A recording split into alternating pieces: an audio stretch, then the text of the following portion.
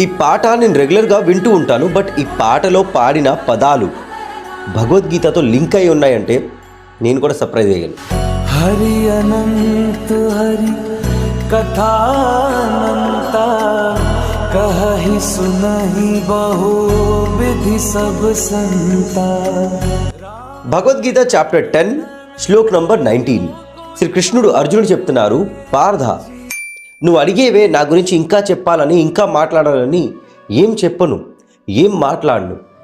నీ సమయం, నీ జీవితం, ఈ కాలం, ఈ అనంత కాలం కూడా సరిపోదు. అందుకే అంటారు హరి అనంత్, హరి కథ అనంత్. సింపుల్గా ఈ శ్లోకంని ఎక్స్ప్లెయిన్ చేయాలంటే, కృష్ణుడు, విష్ణు, శివుడు, లేకపోతే ఆ దేవుడు, భగవంతుడు ఎవరైతే ఉన్నారో వాళ్ళు ఇన్ఫినిటీ, వాళ్ళకి అంతం లేదు, ఆరంభం లేదు. వాళ్ళ కథలు అంటే వాళ్ళ స్టోరీస్ కూడా అంతం లేదు. మాకు తెలిసినవి కొన్ని మాత్రమే, కానీ మన జీవితం కూడా సరిపోలేనంత కథలు అంటే స్టోరీస్ ఉన్నాయి. మనం ఆలోచించలేనంత జీవితంని వాళ్ళు జీవించారు. సో ఈ శ్లోకంలో మనం ఏం తెలుసుకోవాలంటే, ఒక చిన్న భూమండలంలో ఒక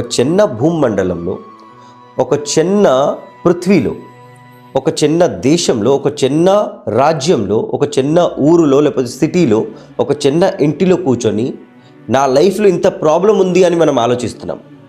కానీ దేవుడి గురించి చదవడం మొదలెడితే అసలు మన జీవితం ఎంత చిన్నదో తెలుస్తుంది.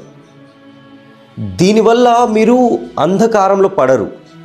ఇది మూఢనమ్మకం కాదు. దీనివల్ల మీ లైఫ్లో ఉన్న ప్రాబ్లమ్స్కి ఒక కొత్త సొల్యూషన్ దొరుకుతుంది, కొత్త ఆపర్చునిటీ ఓపెన్ అవుతుంది. ఏది కాకపోయినా మీ లైఫ్ని మీరు కొత్తలాగా చూస్తారు. ఒక్కసారి మీ చూపుని మార్చండి, జీవితం తానుకు తానే మారిపోద్ది. ఇది అర్థమయ్యేదాకా జయ శ్రీకృష్ణ, హరే కృష్ణ, రాధే రాధే, జయ జగన్నాథ్. శ్రీ భగవానువాచ హంతతే కథయిష్యామి దివ్యాయాత్మ విభూతయ ప్రాధాన్యతః కురు శ్రేష్ఠ నస్త్యంతో విస్తరస్య మే. అలాగే మీలో ఎవరైతే ఆన్లైన్ క్లాసెస్కి అప్లై చేయాలనుకుంటున్నారో దాని లింక్ బయోలో ఉంది. అలాగే ఒక చిన్న గివ్ అవేలో మీరు పార్టిసిపేట్ చేయొచ్చు. గెలిచిన వాళ్ళకి మొబైల్ అండ్ భగవద్గీత అలాగే క్లాసెస్ ఫ్రీ.